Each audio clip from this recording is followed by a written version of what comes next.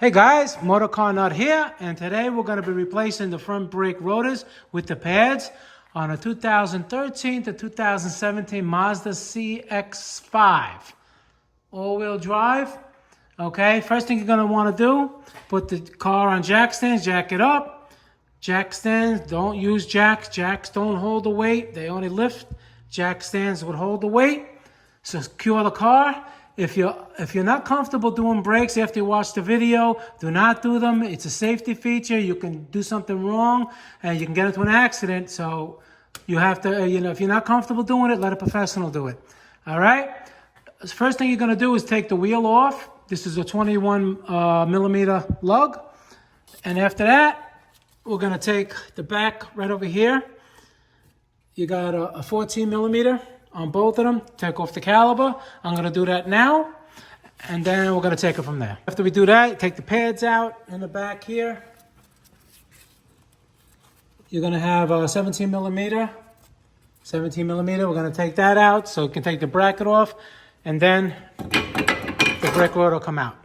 And make sure when you hang the brake caliper, don't let it hang on the rubber hose. It can damage it. Now we're on the bench. Over here, you want to take these off, the old ones, and you put the new ones back on, like so.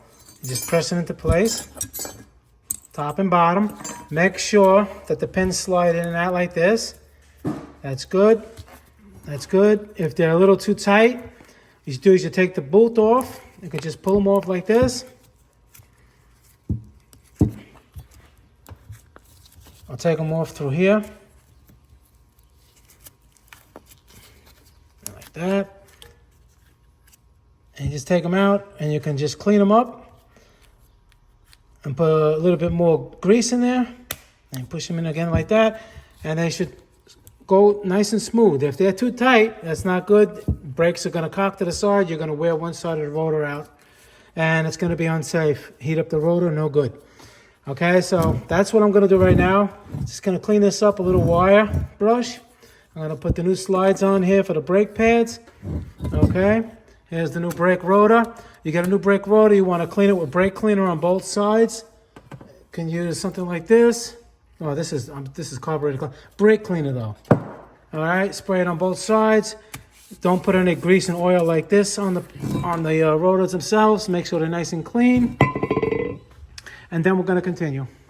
And over here where the rotor is going to mount, make sure you scrape it all the way around. Make sure that there's no chunks of rust, because when you put the rotor on, it could cock a little bit. You don't want that, so make sure it's nice and smooth all the way around. You can put a little grease over here on the edge over there, and then we're going to put the new rotor on.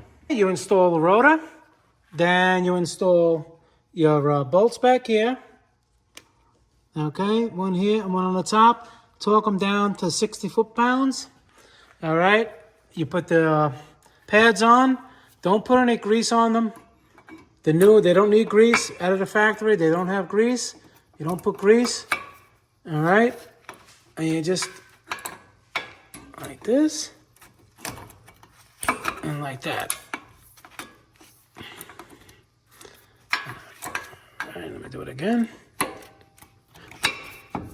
Okay, and just make sure they seat nice and tight.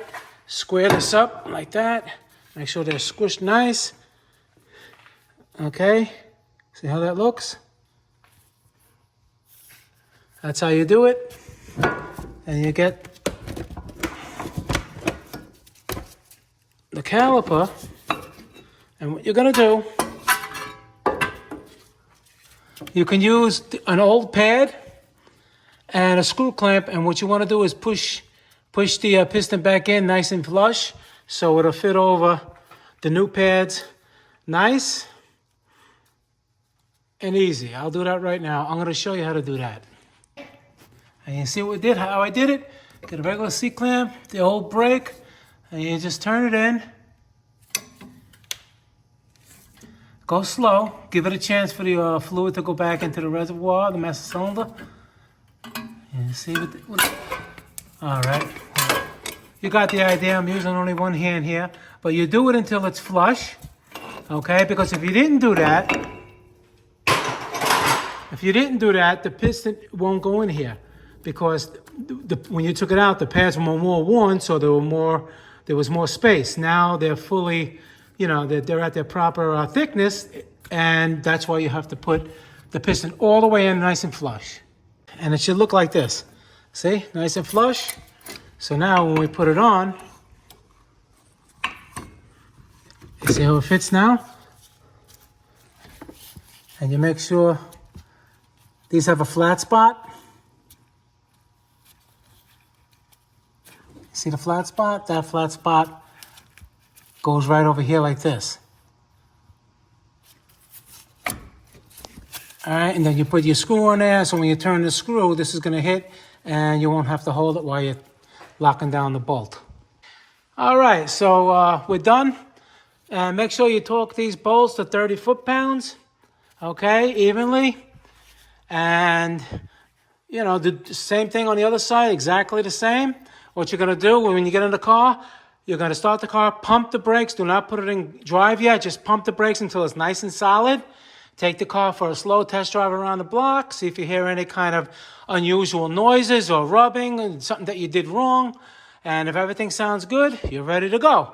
And you just saved yourself a couple of $100 by doing it yourself. All right, guys, it's Motorcarnut.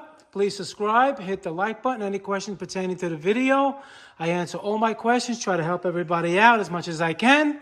And if you learned something from this, I would appreciate a little donation to the channel to keep me going. And I'll see you guys in the next video. Thank you very much for watching.